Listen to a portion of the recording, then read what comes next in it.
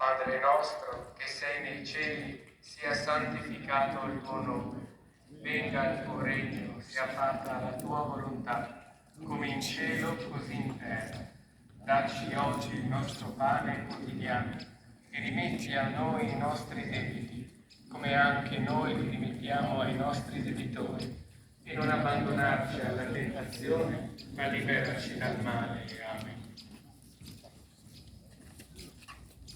Ave o Maria, piena di grazia, il Signore è con te. Tu sei benedetta fra le donne, e benedetto il frutto del tuo seno, Gesù.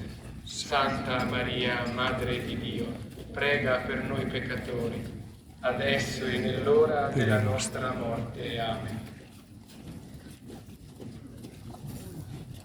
Gloria al Padre, al Figlio e allo Spirito Santo, come era nel principio e nel secoli dei secoli. Amen.